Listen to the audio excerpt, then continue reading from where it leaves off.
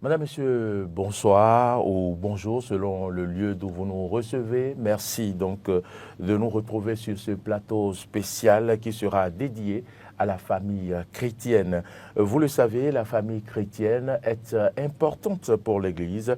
Elle travaille au quotidien à sa cohésion et à son épanouissement. Mais force est de constater qu'aujourd'hui, que la famille chrétienne, comme dans d'autres domaine vit une crise.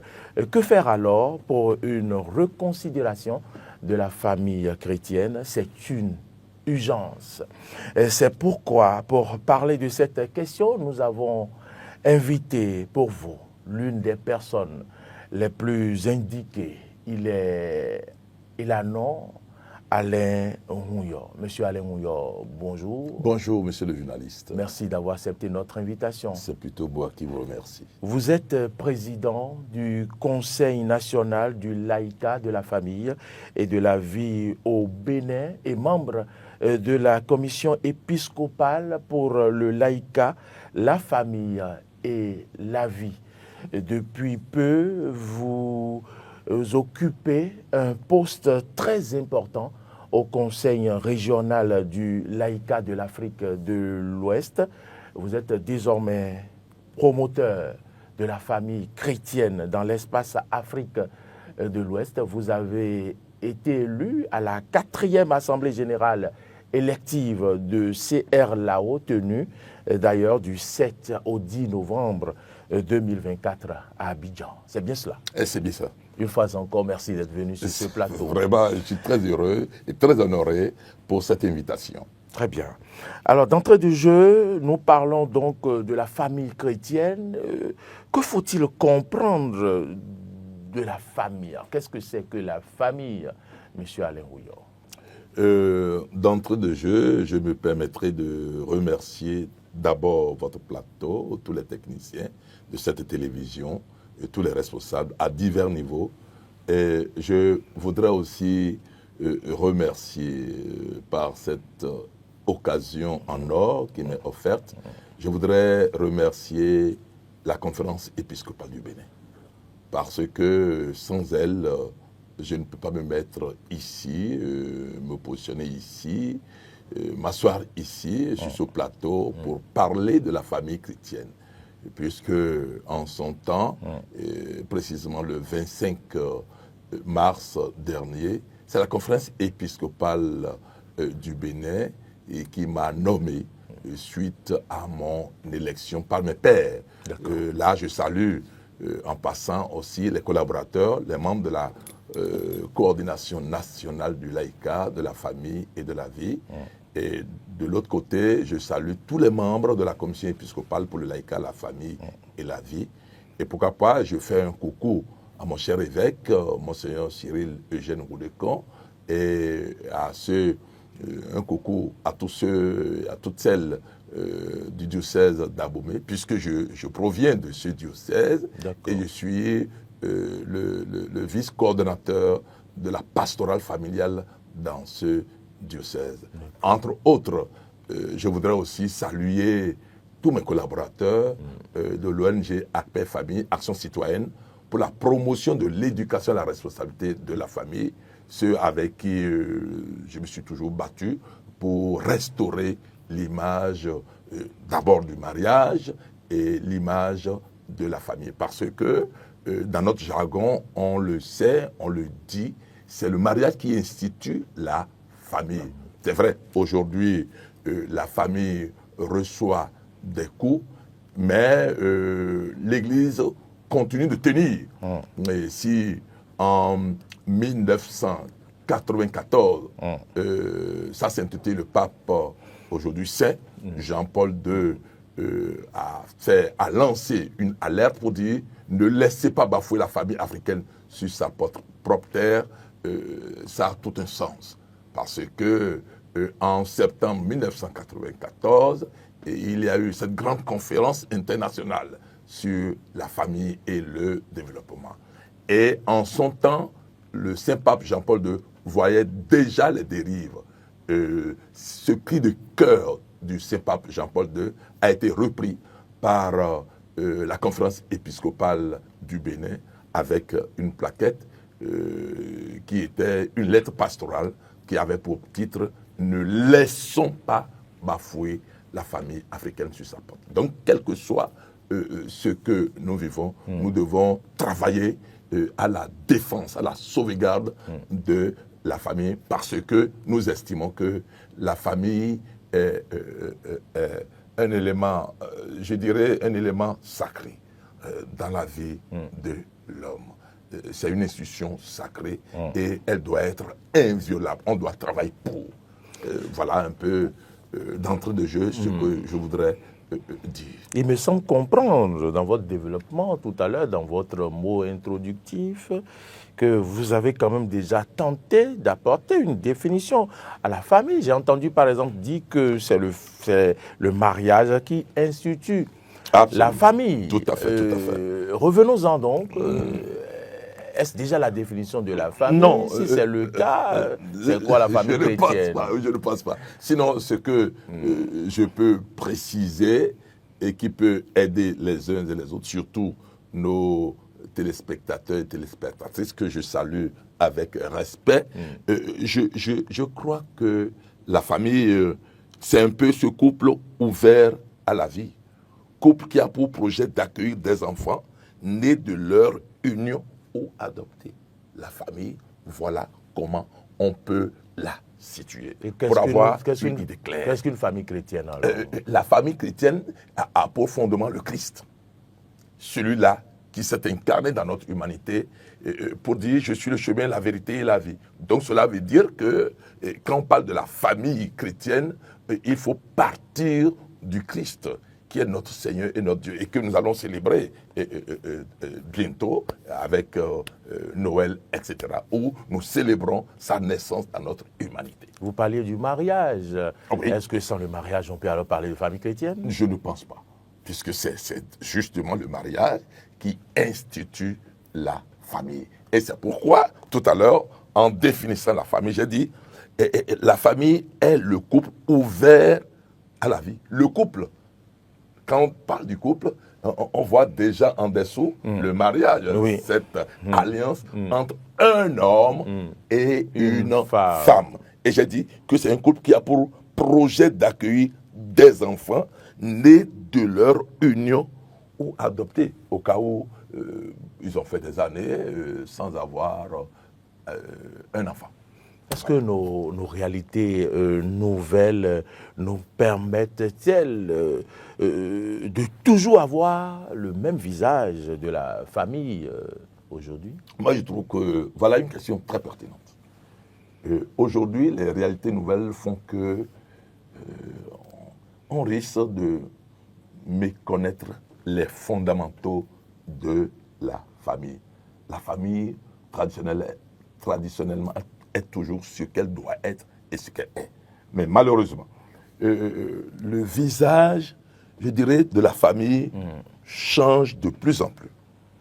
Par exemple, on trouve des situations nouvelles, des enfants élevés par leur mère seule, leur maman seule. Des familles monoparentales. Oui, voilà. Ou encore par leur père. On trouve encore des unions où le père de chaque enfant est différent. Oui. Vous rencontrez des familles où c'est la maman qui est là et autour d'elle, il y a des enfants. Il y a des enfants qui sont de différents papas. Et ce qui est malheureux, c'est qu'à la fin du mois, vous voyez cette dame envoyer des messages à X, Y pour collecter des pensions. Et elle est heureuse. Elle pense qu'elle est heureuse en vivant, en menant cette vie. Et voilà bien des formes d'union que l'on qualifie à tort, de mon point de vue, de famille.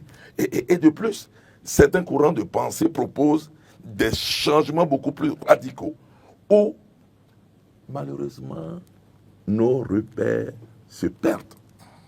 Oui, nous pensons, par exemple, en voulant le dire, nous pensons à quoi? Aux situations où l'enfant est accueilli. Que les gens m'en excusent. L'enfant est accueilli et élevé par des personnes ça me fait pleurer en l'évoquant. Pas des personnes de même sexe.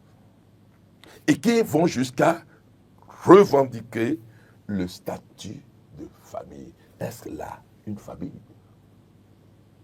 En tout cas. Et c'est pour ça que je vous pleure. voyais insister tout à l'heure sur un homme et une femme, Oui, quand vous parlez de couple. Vous m'avez suivi alors. Oui. Un homme et une femme. Parlons peu et parlons bien. Parce qu'aujourd'hui, l'argent est devenu roi. Et on trouve que si on peut se lancer dans cette logique qui, de mon point de vue, est une déviation monstre, on pense qu'on a l'argent. Parce qu'il y a des groupes qui soutiennent ce genre de se comporter dans la société. Et moi, il dit, ça ne nous ressemble pas, surtout nous, Africains. Et c'est à dessein qu'en 1994, pendant que les institutions internationales préparaient cette conférence sur la famille et le développement, le Saint-Pape Jean-Paul II a vite fait de dire, s'adressant au chef d'État, ne laissez pas bafouer la famille africaine sur sa propre terre. C'est ça. Cela veut dire quoi? Cela veut dire que nous avons nos fondamentaux anthropologiques et on doit y veiller. Et on doit défendre cela. Et c'est de ça qu'il s'agit. Et si aujourd'hui, je me permets de dire « sauvons la famille », c'est pour cause. Et quel visage, quelle idée devons-nous faire alors d'une vraie famille? Je ne voudrais pas dire d'une famille idéale. Si, au regard de tout ce que vous venez d'évoquer, famille monoparentale, enfants avec plusieurs papas, famille constituée de deux hommes ou de deux femmes, quel visage devrons-nous avoir de la famille quand nous l'évoquons ainsi? Moi, je crois que il faut partir de ce que la famille est un don de Dieu. La famille est un don de Dieu. Parce que devant ces réalités nouvelles qui, vous le constatez, bouleversent tout l'ordre traditionnel, nous, chrétiens, nous devons tout faire pour nous fonder sur l'Église. L'Église qui est dépositaire de la révélation divine et sur l'anthropologie chrétienne pour affirmer que la famille est toujours un don de Dieu. C'est apprendre. Parce que ici, nous reconnaissons que la famille est composée d'un père, d'un papa, on le retient, de sexe masculin, d'une mère de sexe féminin et des enfants. Ce don doit être, pour ma part, accueilli et promu dans une attitude, ça je le précise, d'adoration et de reconnaissance envers Dieu. Je crois que si chacun de nous peut se dire attention, tenons-nous la main pour défendre cette valeur indépassable, ce serait très bien. Et que comprendre alors par une famille chrétienne? Non, je crois que ça rejoint un peu le développement que je suis. Est-ce que c'est parce que Christ est dans la vie de ces membres-là qu'on parle de famille chrétienne? C'est sur cet aspect que je voudrais que vous attirez l'attention de ceux qui nous suivent. Ici, le Christ est le substrat du vivre. Parce que toutes les familles ne sont pas chrétiennes. Est-ce que je me trompe? Toutes les familles ne sont pas chrétiennes, mais nous voulons nous battre pour offrir. Et c'est une façon d'évangéliser, pour dire, mais attention, il y a, à un moment donné, il y a plus de 2000 ans, quelqu'un, fils à Maman Marie, qui s'est incarné dans notre humanité pour nous dire, mais écoutez, je suis venu pour vous montrer le vrai chemin et qui donne sens à notre existence. C'est de ça qu'il s'agit. Donc on doit partir du Christ, on doit repartir du Christ. En repartant du Christ, on donne un nouveau visage vraiment à la famille. Et quand vous parlez de la reconsidération urgente de la famille chrétienne, quels sont alors les problèmes auxquels sont confrontés la famille chrétienne qui nécessitent une reconsidération urgente? Ah oui. Monsieur Alain Rouillard. Merci beaucoup, monsieur le journaliste. Je crois que si j'insiste, si je demande que nous nous donnions la main pour repartir des fondamentaux de la famille chrétienne, c'est pour amener les gens à comprendre. C'est vrai, il y a la famille traditionnelle, même sans aller au Christ, naturellement, c'est Dieu qui nous a créés. Tout à fait. Et il a demandé que nous procréions. C'est bien ça, hein? Tout à fait. Même sans être pour le Christ, naturellement, vous êtes portés à vous unir, vous êtes portés à procréer. Mais aujourd'hui, nous devons savoir que celui-là qui donne sens à notre vie, je pense, je soutiens fortement que c'est ce Messie que nous célébrons et que nous célébrerons le 25 prochain. C'est celui-là qui a dit « Je suis le chemin. Si entre-temps, vous vous perdez, revenez à moi et prenez-moi, considérez-moi comme le vrai chemin qui mène au salut. » Donc, il a dit, je suis le chemin, la vérité et la vie. Et la vie. Donc, il va falloir travailler la société à comprendre que le vrai visage d'une famille qui porte au bonheur, qui porte à l'épanouissement, c'est dans cette petite église que nous appelons famille chrétienne, qui est une église domestique. Et c'est à cela que nous devons nous atteler, parce que nous avons les éléments.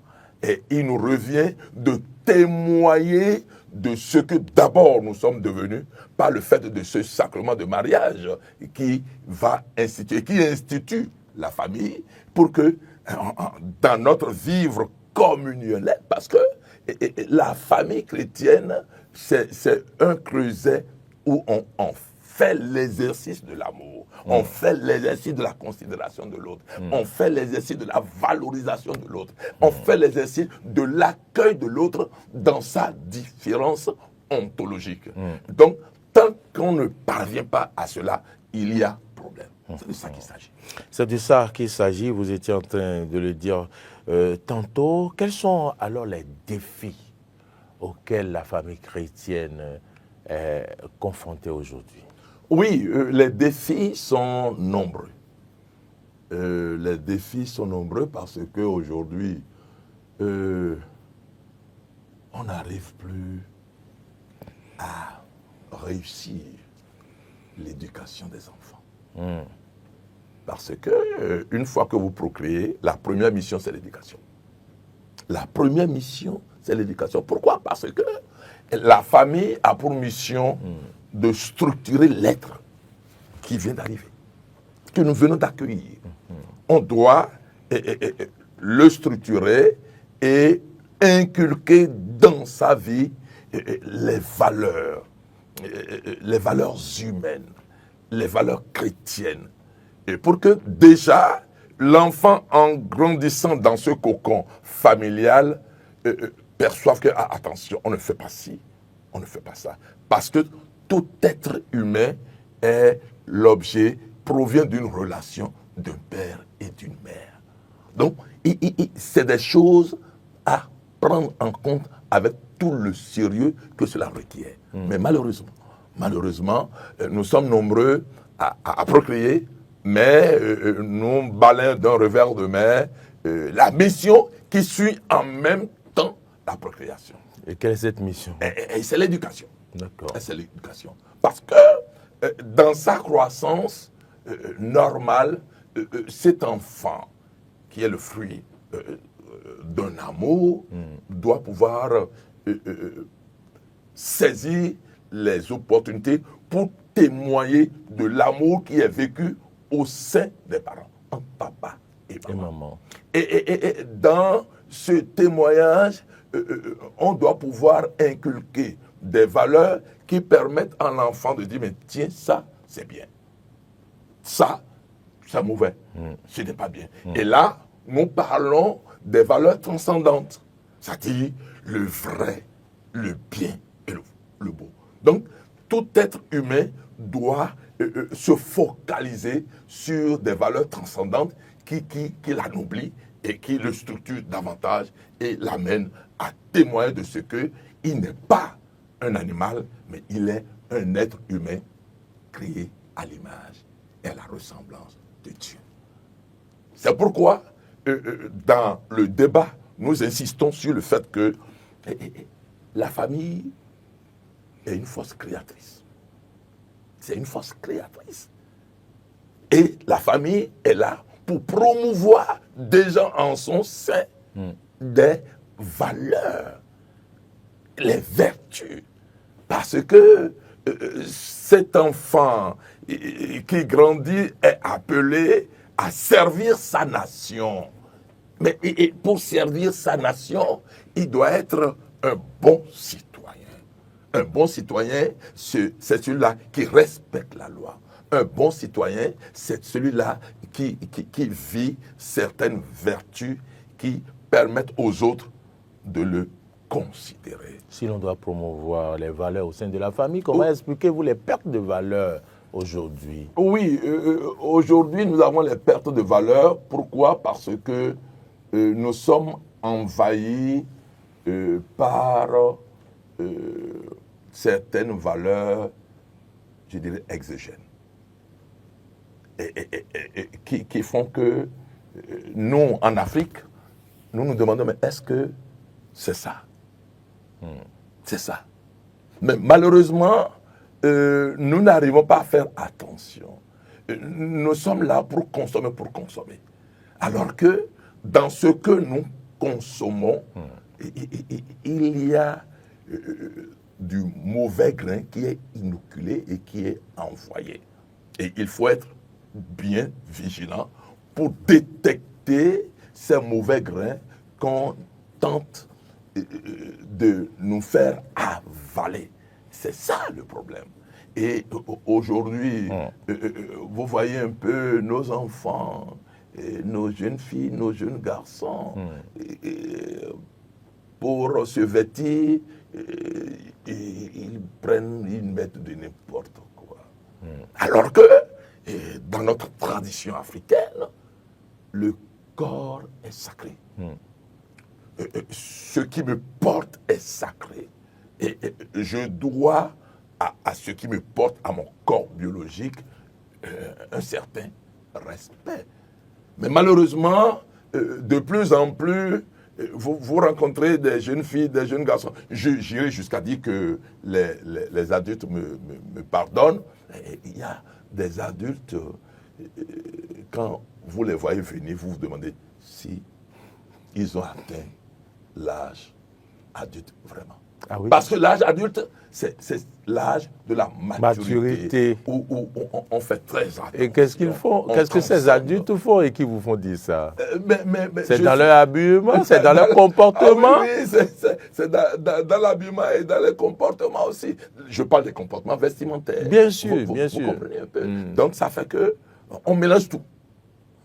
Et du fait des images, du fait des réseaux sociaux, et on veut imiter l'autre, et sans être l'autre. C'est dommage. Il vaut mieux que, en travaillant pour la cause de la famille, et je dirais la cause de la famille chrétienne, on puisse poser, on puisse orienter vers les valeurs structurantes, les valeurs humaines, les valeurs chrétiennes.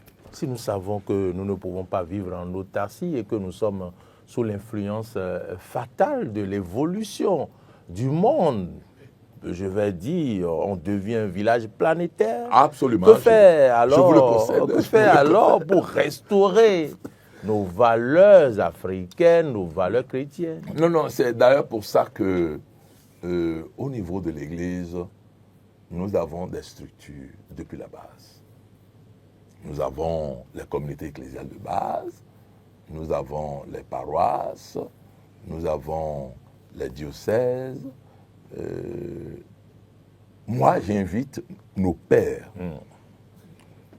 nos pasteurs, à repartir de la famille, à reconsidérer la famille et à comprendre que si nous nous donnons la main pour nous investir dans l'éducation aux valeurs, je crois qu'on gagnera beaucoup.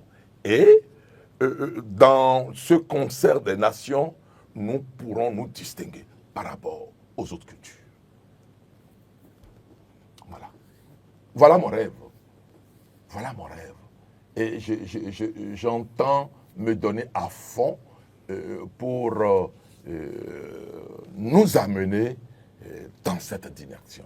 C'est vrai, je ne suis qu'un laïc, mais je sais que les pères m'écoutent, nos pasteurs m'écoutent, et aujourd'hui, ils savent que ça ne va pas. Ça ne va vraiment pas. Et surtout, si nous tenons à réussir, il faut qu'on tienne l'éducation d'un bon bout. C'est de ça qu'il s'agit. Alain Ounior, parlons maintenant de votre charge ecclésiastique, où vous êtes désormais le secrétaire spécifique, sinon le coordonnateur sous-régional chargé de la promotion de la famille chrétienne en Afrique de l'Ouest. Dites-nous, qu'entendez-vous faire de votre charge? Bon, par cette question, je voudrais d'abord réitérer mes considérations à la conférence épiscopale du Bénin, qui a bien voulu me nommer déjà comme le président du Conseil national du laïcat de la famille et de la vie. Et par ce biais, au niveau sous-régional de l'Afrique de l'Ouest, j'ai été porté à m'occuper de la promotion de la famille chrétienne. Je crois que l'Esprit Saint est à l'œuvre et saura me porter à assumer cette sensible responsabilité au niveau de l'Afrique de l'Ouest. Comme je le disais dans une de mes interventions, la famille, surtout la famille chrétienne, est attaquée. Et maintenant, il faut que d'avance, je sache que j'ai des défis à relever. Pas pour ma gloire, mais pour la gloire de la Trinité Sainte. Mais vous connaissez déjà vos défis. Ah oui, je les connais et je crois que il faut suivre. Il faut que je suive, il faut que je veille avec, parce que je ne suis pas seul. Je suis avec tous les laïcs engagés de l'Église Famille de Dieu du Bénin. Quand je parle de tous les laïcs engagés, vous savez, dans l'Église, nous avons des structures, nous avons des groupes, nous avons des mouvements et associations. Je prends par exemple l'Union Saint-Joseph des couples mariés du Bénin. Et là, c'est des mariés, des couples qui sont allés au sacrement de mariage et qui ont dit, nous voulons témoigner de ce sacrement que nous avons reçu puisque c'est un sacrement de service. Donc, par rapport à ça, je dis, réveillons-nous et par rapport à la mission de tout couple et qui procrée, de tout couple, de tout foyer chrétien qui doit se comprendre comme petite église, église domestique. Donc, les tâches qui encombrent l'église domestique, on doit veiller à assumer toutes ces tâches-là. Donc, il n'y a pas que l'Union Saint-Joseph des couples mariés du Bénin. Nous avons d'anciennes structures, d'anciens mouvements. Quand je prends l'Action catholique des familles du Bénin, ACF, où j'ai été en son temps le secrétaire général du bureau exécutif, je vois que il y a du travail. Nous devons nous donner la main. Et je ne peux pas travailler seul. Non, non, non, non, non. Je dois leur permettre d'être avec moi. Et qu'on se donne la main pour sauver, défendre la famille. Et entre-temps, je disais, peut-être dans les couloirs, que je suis le président d'une ONG qu'on appelle Action citoyenne pour la promotion de l'éducation à la responsabilité de la famille. Donc, quelque part, l'éducation est préoccupante. Parce que là où nous allons, ça fait peur et ça inquiète. Donc, nous devons vraiment nous donner la main. Et je salue tous les responsables nationaux, diocésains, paroissiaux, des structures, mouvements, associations et groupes de l'Église Famille de Dieu du Bénin. Parce que je me dis, oh, chers frères et sœurs, je suis à votre disposition pour que nous boostions un peu les choses. Je vais plus loin, je vais vous chercher un peu plus. Allez-y. Quels sont alors vos atouts? Quels sont alors vos atouts sur lesquels vous comptez? Il est difficile de parler de soi-même, certes, mais nous allons faire l'exercice.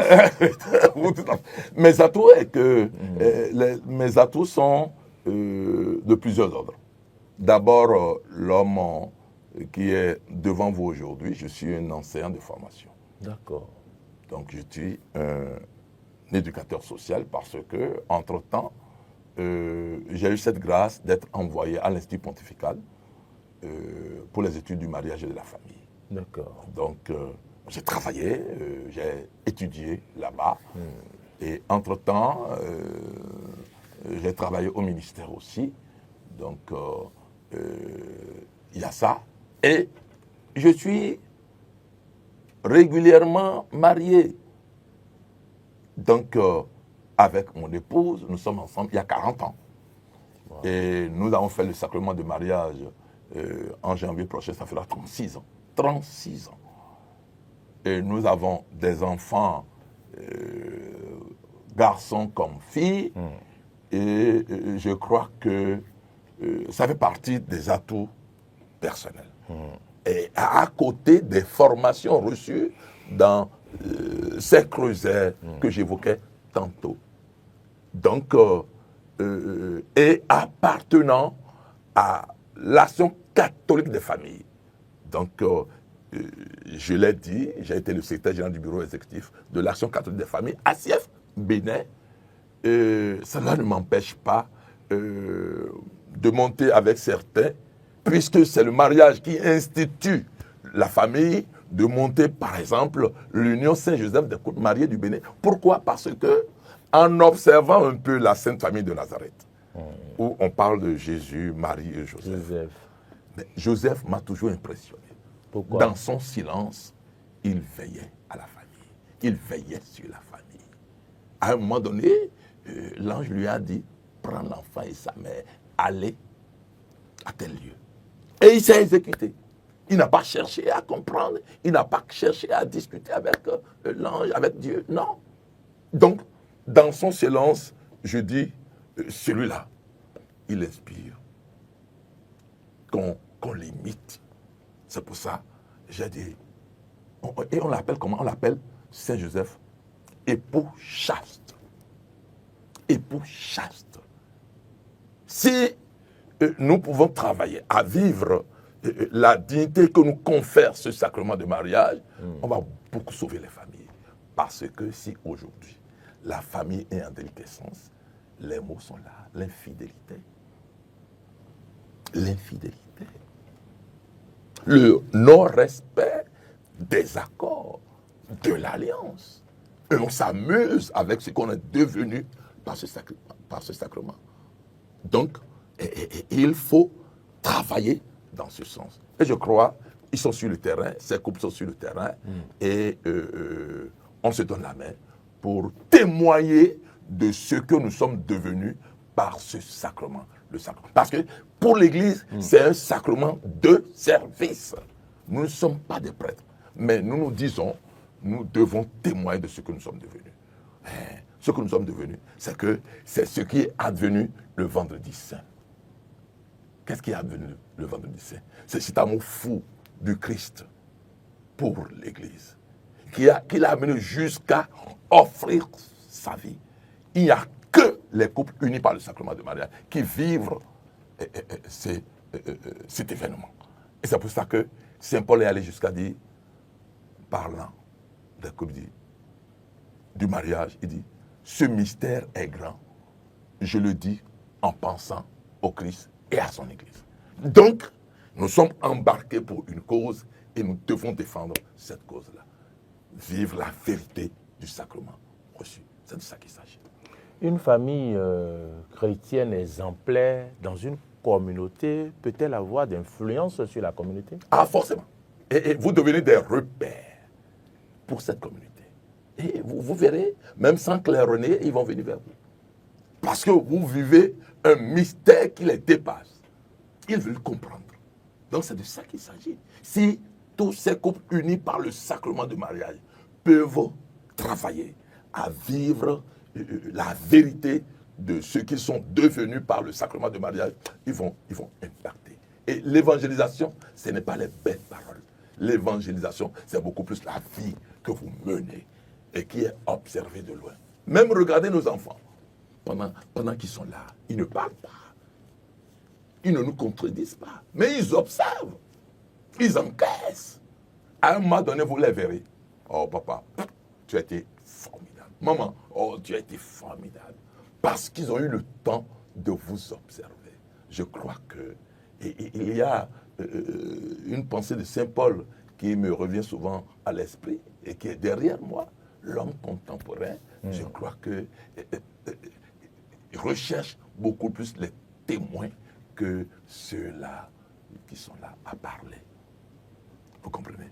Oui, il faut être témoin de ce qu'on est devenu et se distinguer des autres et se dire, moi, pour moi, un peu comme Saint Paul l'a dit, pour moi, vivre, c'est le Christ. Donc, battons-nous à témoigner du ressuscité, du Christ ressuscité. Et je crois que ça fera avancer les choses pour la gloire de Dieu et pour la promotion de la famille chrétienne. Que dit alors de cette image que nous voyons derrière vous? Mais vous voyez, c'est clair. L'homme contemporain, voilà, merci, l'homme contemporain écoute plus volontiers les témoins que les maîtres. Ou s'il écoute les maîtres, c'est parce qu'ils sont des témoins. Donc, travaillons à être des témoins. Et on dit, ce que Dieu a uni, que l'homme ne le sépare pas. Pourquoi, madame? Pendant que tu es sous le toit, pendant que tu es allé au sacrement de mariage, parce que ton mari, ton époux ne peut pas être toujours derrière toi, tu mènes une double vie avec lui. Oh, toi aussi, papa, tu as des maîtresses en ville, alors que vous avez des choses sérieuses pour lesquelles Dieu vous a mis ensemble. L'éducation des enfants. Et l'éducation ici, c'est beaucoup plus l'éducation par l'exemple. Il faut que votre vie soit un exemple pour la progéniture. C'est de ça qu'il s'agit. Et là, on fera de très belles familles chrétiennes. Parce que le commencement, c'est d'abord le couple. C'est d'abord le couple marié qui allait au sacrement de mariage pour vivre la sacramentalité de l'être advenu. Et quel est le sens alors qu'on peut donner à une famille chrétienne? Le sens, je dirais, pour être terre à terre, la famille chrétienne doit être une famille témoin de la vie du Christ. Une famille témoin de la vie du Christ. Qui a dit, je suis le chemin, la vérité et la vie. Cela veut dire qu'au sein du cocon familial et chrétien, on doit valoriser, promouvoir la vérité. Dire la vérité, faire la vérité. Et c'est pourquoi nous, dans notre langage, nous insistons sur ce que la famille doit être, doit s'exercer à la communion et à l'amour. Et quand nous parlons de l'amour, nous avons les langages de l'amour. L'épouse que j'ai avec moi, elle n'est pas esclave, non, pas du tout. Donc, en m'adressant à elle, je dois avoir des paroles valorisantes. Pour la mettre à l'aise. Pour lui faire comprendre que, oh, ma chérie, je crois que je te dois du respect. Voilà. Et donc, les paroles valorisantes de part et d'autre. Toi-même, femme, pour t'adresser à ton époux, que recherche un peu les mots. Travaille un peu tes phrases, tes expressions. Donc, les paroles valorisantes. Et rechercher aussi des moments de qualité à vivre ensemble. Parce que on finit par se choisir, parce que en faisant un peu un examen sur soi-même, on se dit, mais par rapport à telle attente, à ce nombre incalculable d'attentes, cet homme-là, ce garçon-là, je crois qu'il pourra me combler par rapport à ses attentes. On va en mariage en partant avec des attentes. Et donc, si elle réussit à être avec toi, elle accepte d'être avec toi, si toi aussi tu réussis à la prendre, travailler à combler ses attentes que chacun de nous a apporté dans le cocon conjugal. Donc, il faut alors que de temps à autre, on cherche des moments de qualité pour se mettre à l'aise, pour s'épanouir. Et lorsque nous avons accepté d'être ensemble, nul n'est esclave de l'autre. Non, évitons ça. Il faut travailler à rendre service l'un à l'autre. Oui, c'est vrai, tu es papa, tu as tout. Mais il y a quelque chose qui t'échappe. Et c'est elle qui va te donner ça. Attention là. Attention. Mets-la à l'aise quand même. Pour que, au moment voulu, en ce moment T, elle soit à l'aise pour s'offrir à toi. Donc, le sens du service. Tu rentres à la maison. Peut-être que tu ne t'attendais pas à voir ce bol sur la table, le bureau, etc. Tu n'as pas besoin de crier sur elle. Tu n'as pas besoin de crier sur elle. Ah, enlève le bol de là. Non. Et pour le faire, le reproche, il y a la manière. Il y a la manière. Ce n'est pas ton esclave. Voilà de petites choses qui permettent au couple d'être à l'aise, de se donner la main, de vivre une certaine harmonie, une certaine cohésion. Et il y a aussi les câlins, ce que nous n'avons pas en Afrique. De petits gestes d'amitié, de petites tapes. Oh chérie, oh mais, bon, permets-moi de te donner un bisou, etc. Moi, il n'y a pas longtemps, j'ai posé un acte. Ma femme était tellement heureuse. Elle me dit, papa, je vais te donner un bisou. C'est très fort. Et il y avait une de nos grandes filles qui était par là, qui a dit, mais vous là, je ne vous comprends pas. Donc, évangélisons par notre vivre conjugal.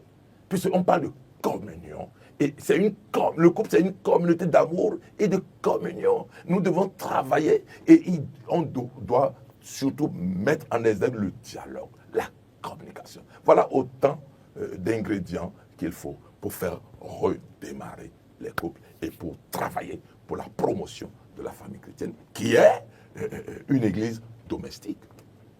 Moi, je suis là pour ça. Et je veux travailler dans ce sens, mais pas seul.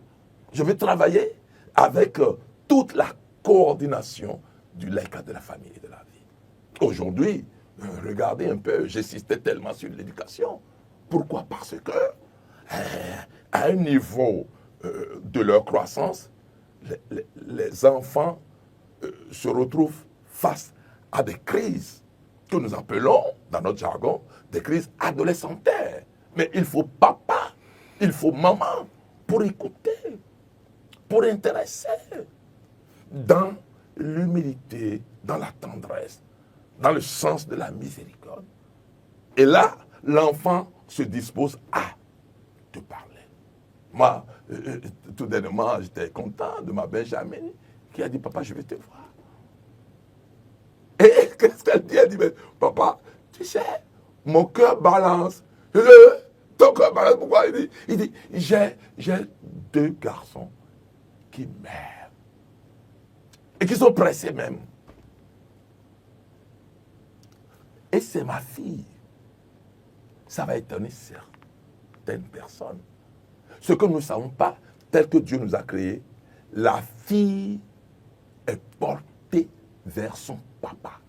Le garçon est porté vers sa maman. Voilà des choses qu'il faut partager.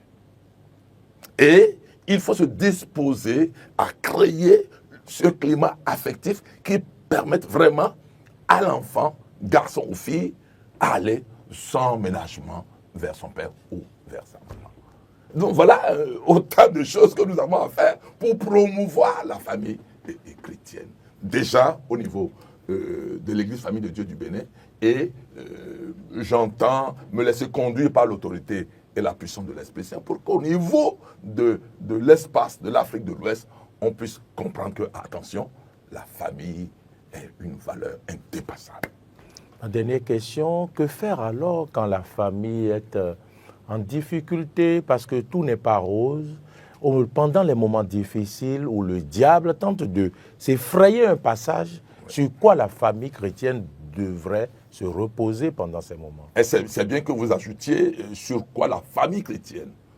Nous avons quelque chose de très fort qui est pour nous, famille chrétienne, une mine d'or. C'est quoi? L'adoration du très saint sacrement. Oui, c'est arrivé. Et je le dis parce que j'ai fait l'expérience. Et j'en fais. Quand il nous arrive d'être bloqués dans notre vivre communionnel. Mais tournons-nous vers notre Seigneur et notre Dieu. Allons demander le Saint-Sacrement. Parce que je sais que cette émission est suivie par des familles chrétiennes. D'abord, cultiver en nous l'humilité. C'est très important. Et cultiver en nous le sens de l'adoration de Dieu. Il faut que nous vivions Dieu présent dans notre cocon familial. Mais nous avons le Saint-Sacrement. Nous devons, de temps à autre, aller adorer Dieu dans le très saint sacrement de l'autel. Lui parler, il est présent. Je suis avec vous jusqu'à la fin des temps. Est-ce qu'on le sait? Est-ce qu'on l'accueille? Et c'est arrivé. Et on avait eu un problème terrible qui prenait des jours. Et un soir, j'ai dit à mon épouse, bon, s'il te plaît, il me plaît d'aller adorer le Saint-Sacrement à l'église. Est-ce que ça ne te tente pas de me suivre? Alors qu'il y avait un blocage monstre au sein du couple. Elle me regarde. Elle me regarde. Oui. Et elle me dit, bon. Et quelques minutes après, je la vois sortir, monter sur la moto. Et on est allé, dès qu'on est rentré dans l'église. Et heureusement, il n'y avait personne dans l'église. Nous étions les deux. Je me suis mis à expliquer ce qui se passe. J'ai tout dit. Je dis, j'ai tout dit. Et en temps, je me dis, mais peut-être avec la manière dont j'ai tout dévoilé, est-ce qu'elle pourra prendre la parole? 10 minutes, il faut être patient. 10 minutes après, elle prend la parole. 10 minutes, c'est beaucoup, hein? Ah oui, c'est bon. Oh, merci beaucoup. Mais je suis resté patient. Elle aussi, elle a pris la parole, elle a dit. Mais finalement, l'Esprit c'est, à un moment donné, a dû croiser nos regards. Et on s'est mis à sourire. Et on s'est embrassé devant le Seigneur. La suite, je vous fais grâce. Voilà alors, un peu la famille chrétienne. Quel plaisir de vous avoir je vous en prie. Reçu sur ce plateau. Merci pour tout ce que vous avez partagé avec nos téléspectateurs. Je ne vais pas vous laisser partir sans demander votre mot de la fin. Oui, je crois que d'abord je tiens à vous remercier sincèrement. Je tiens à saluer de tout cœur cette télévision Eden TV et tous les responsables à divers niveaux. Et je voudrais toujours dire merci à la conférence épiscopale du Bénin. Et comme mot de fin, je convie mes frères et sœurs laïcs à accepter que je travaille avec eux. Ceux qui sont tous les responsables des structures, groupes, mouvements et associations de l'Église Famille de Dieu du Bénin, de tous les 10 diocèses du pays, parce que si ça ne prend pas au niveau de ma nation, je ne serai pas vraiment crédible au niveau de la sous-région ouest africaine. Voilà. Donc, c'est vrai, la mission, je l'ai, mais c'est nous tous qui allons nous battre pour honorer Dieu 3 fois saint, par le cœur immaculé de la Vierge Marie et par Saint Joseph que j'aime tellement. Voilà, alléluia, Dieu veille et il vous accompagnera, assistera dans cette lourde mission. Merci beaucoup. Madame, Messieurs, merci à vous tous qui nous avez suivis. Nous avons parlé de l'urgence d'une reconsidération de la famille chrétienne avec Alain Rougnot. Il est président du Conseil national du laïcat de la famille et de la vie au Bénin et membre de la commission épiscopale pour le laïcat, la famille et la vie. Il est désormais promoteur de la famille chrétienne dans l'espace Afrique de l'Ouest. Il a été élu au 4e assemblée, lors de la 4e assemblée générale élective de la CRLAO, entendez Conseil régional du laïcat de l'Afrique de l'Ouest, qui s'est tenu donc du 7 au 10 novembre 2024 à Abidjan. Une lourde mission qu'il a déjà commencé à assumer. Merci une fois encore, monsieur. Merci aussi à vous. Cette émission spéciale a été réalisée par Marcel Yedo et au son, c'était Alain Alou. Merci à la diffusion Martin Toïsset et à Modeste Roundé-Kondi, grâce à qui vous nous suivrez ou vous nous suivez sur nos différentes plateformes YouTube et Facebook. Restez en notre compagnie. Bonne suite de nos programmes et à bientôt.